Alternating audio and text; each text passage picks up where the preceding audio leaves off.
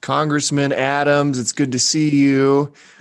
Since we had you on the town hall last night, and then soon after the Silicon Slopes town hall, you announced that you actually have COVID-19. How are you feeling?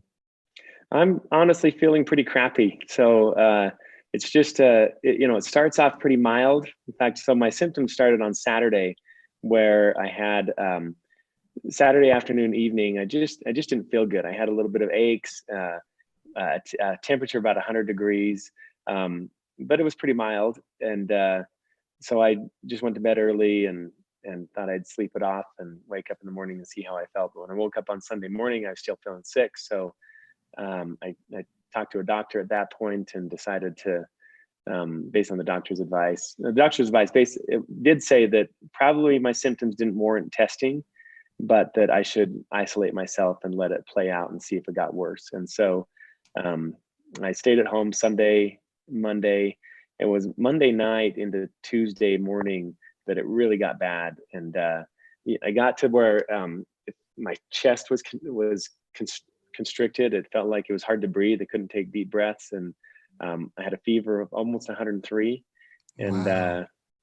just was feeling awful. And so, just not breathing deep, so I feel kind of winded. And so it was that point that the doctor recommended that my symptoms were aggressive enough that it made sense to get tested. So I got tested on Tuesday, and they actually called during the town hall with the results. So that's I found Sorry out that, about that. yeah. So, but Oh my it goodness. kind of goes up and down. There are times during the day where I feel okay, and other times where I just feel awful. And Really? that's, I think, the weird thing about this is it's not it ebbs and flows a little bit. So What's the response been to your announcement?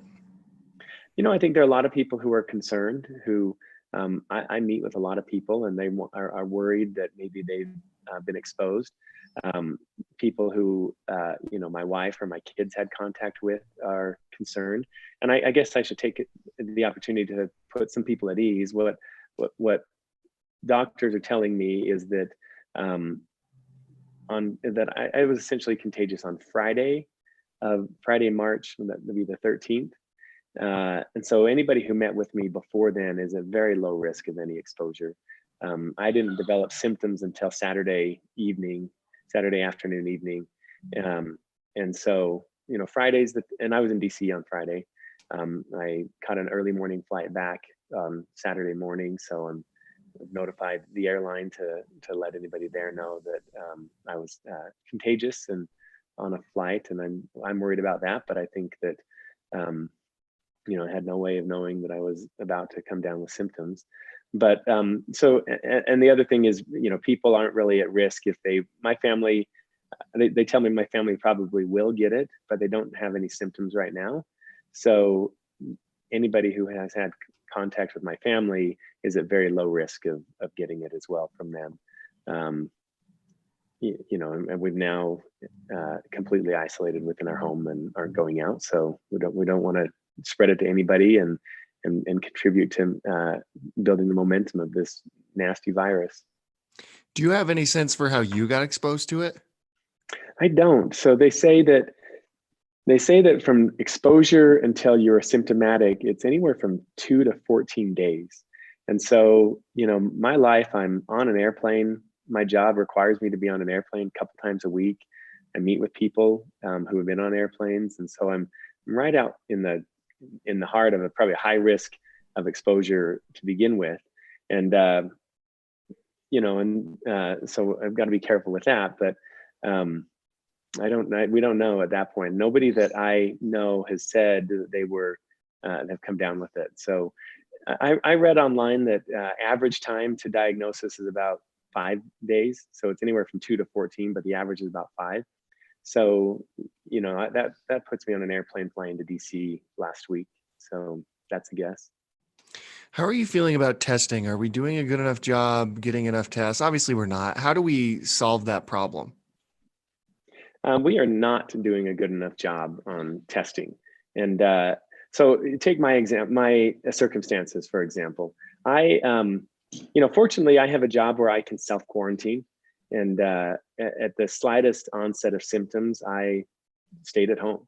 But there were times. There was a time on Monday morning where I thought, "Oh, it's definitely a cold. I'm almost over this. I'm 90% better." If I had a job that I was getting paid hourly, that I was living paycheck to paycheck, and couldn't work from home, I, I can see people being tempted at that point to just go to work. And and so I think I understand why my symptoms in those early stages didn't warrant testing, and wasn't where they weren't bad enough, and the testing is limited. And so, and I didn't want any special privileges. In fact, I told my doctor, when he did recommend the test, I said, "Look, I don't want to be any special treatment." He kind of chuckled and said, "That's good, because you're not getting, I'm not going to give you special treatment, but you need to get tested." So but I wonder, people who are in similar situations to mine and decide that it's okay to go back out into society, and who they might contaminate when they've decided that isolation isn't needed. And so what we've got to do is we've got to do that testing earlier, and make sure that then people know that they do have the virus, and that they need to take that quarantine very seriously, and not brush it off. And I think more and earlier testing has to be part of that. I was able to follow the guidelines to the T and exercise an abundance of caution, but even without a test.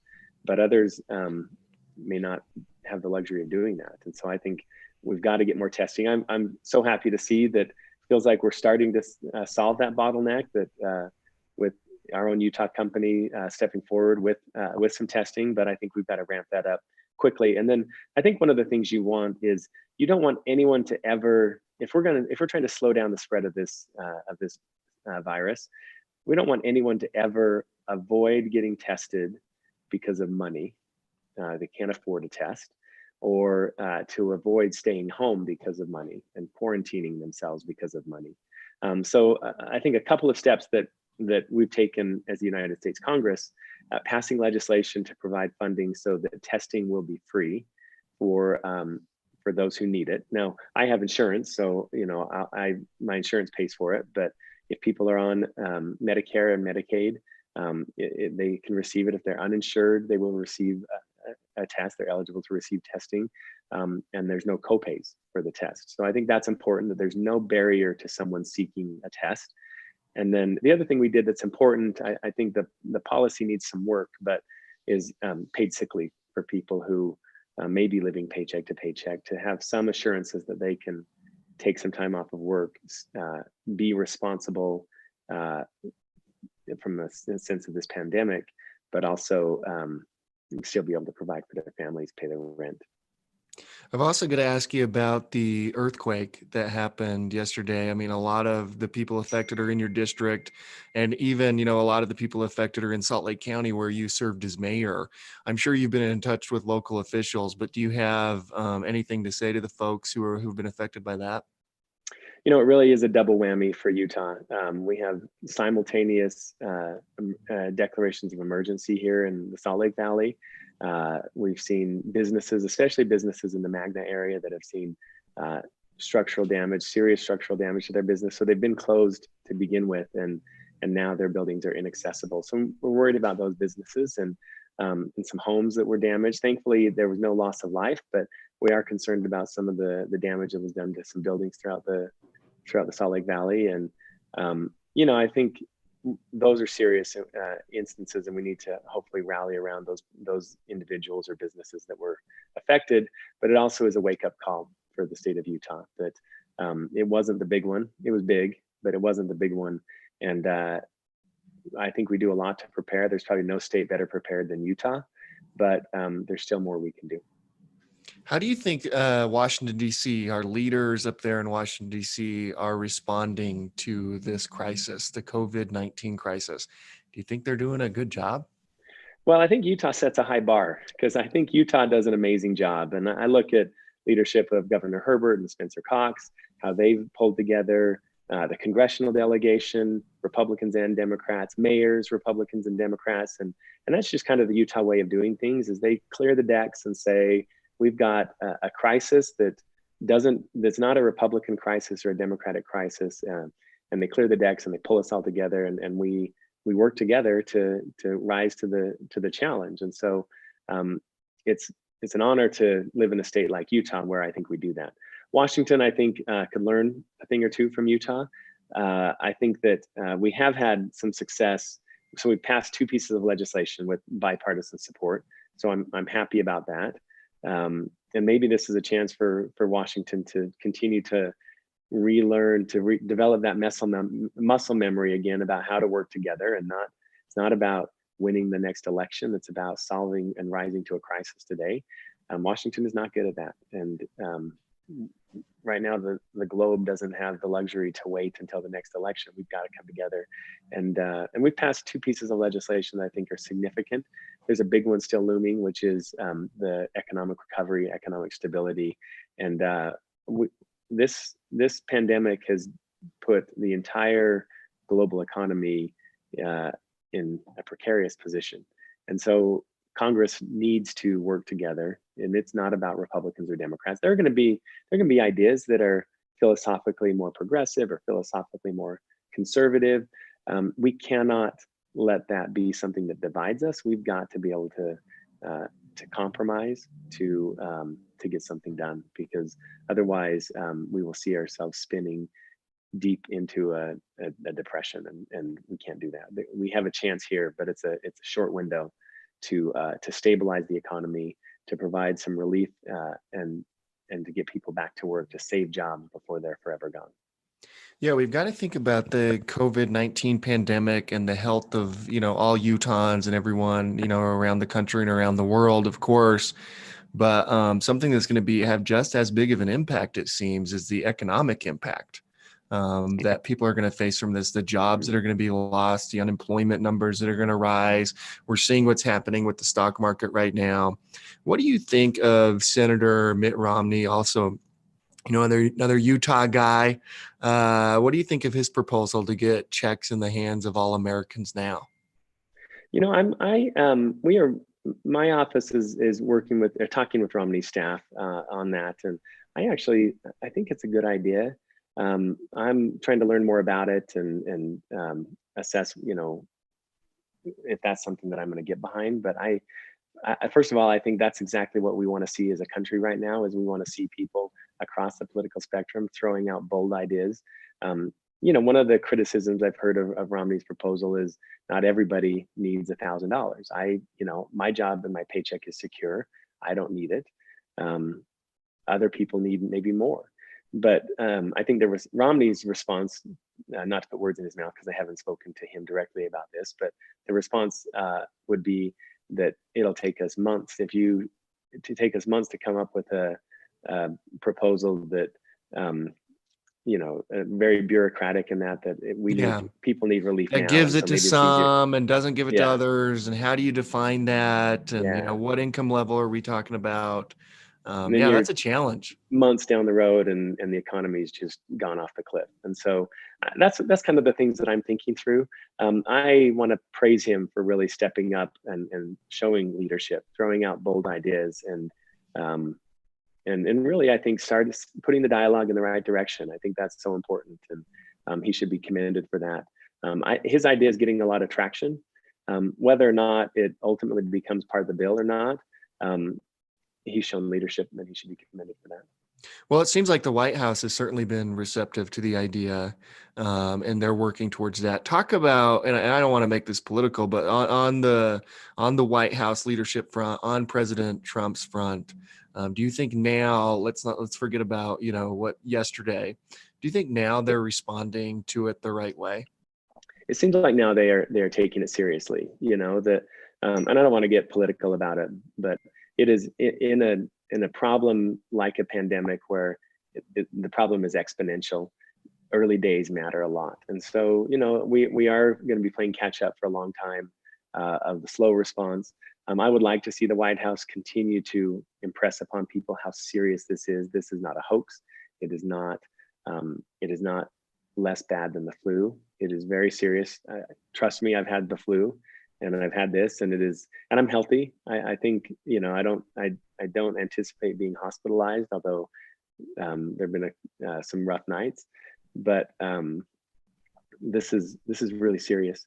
And for people who aren't healthy and young, but maybe have a compromised immune system or other health conditions, it's very serious. And the projections right now are very serious. If we are not successful in bending the curve on this, we are going to see a lot of people die, and that's really scary. And I think we need to both elected officials, myself, and even up to the White House, be communicating in no uncertain terms how serious this is, and that to follow closely the CDC guidelines and take very seriously all of those recommendations. This is not a game. This is pretty serious. On the economic front, and the impact that's already having on Utahns, I don't know if you saw, you probably have, like Larry H. Miller shut down all movie theaters here in Utah. All restaurants in Utah are closed for 2 weeks. Dine-in, you can still go get takeout currently. Mm-hmm. All bars are closed. Economically, the impact is being felt currently now. Somebody told me there's already been like over 3,000 unemployment filings just yesterday in the state of Yeah. Utah. And so, I mean, what message do you have to Utahns on the economic front? Because I think you're absolutely right. Like, we've got to figure out how to slow the spread and dampen the curve. But we're going to be feeling the economic ramifications of this for a while. So how do A we long time. start working right now? What's the early days response that we can have now on the economic front? Well, continue to practice safe, do everything we can. The best thing we can do for the economy right now is minimize the spread of this virus, right? And so please be very careful with your practices, adhere to all of the guidance. But then I think it's going to be important to get back out and start supporting local businesses. If that $1,000 check comes, I'd encourage people to spend it locally. Try and support some of these local businesses. Many of them are devastated financially, Yeah. and at a point that they may never recover.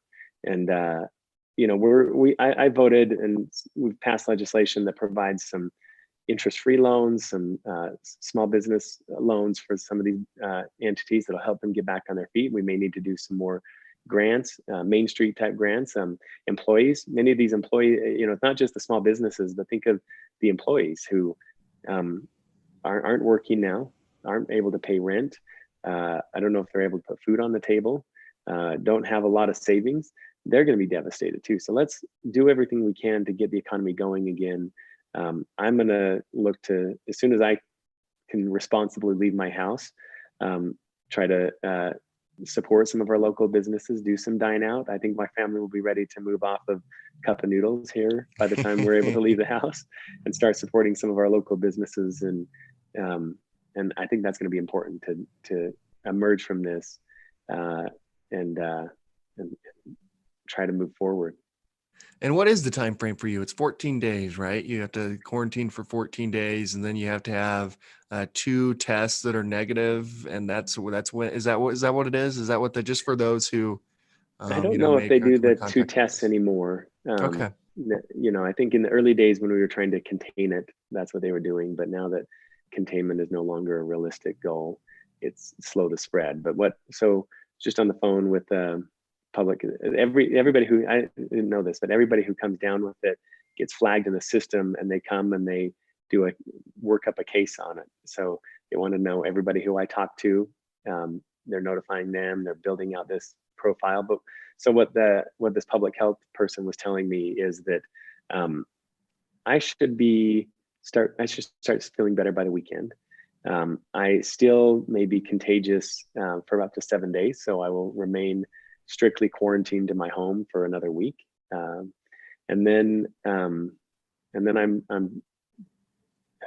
have antibodies. I'm probably somewhat immune. I am immune. At least studies show I would be immune, at least for in the short term, a few years, until the virus mutates. So I'd be fine to go back out into society.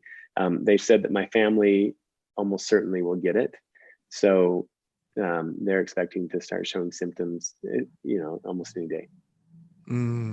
Well, Congressman, I'm going to let you go because I know you're super busy. Thank you so much for hopping on here, giving us an update on your health, on what's happening up there in DC, ways Utahns can respond.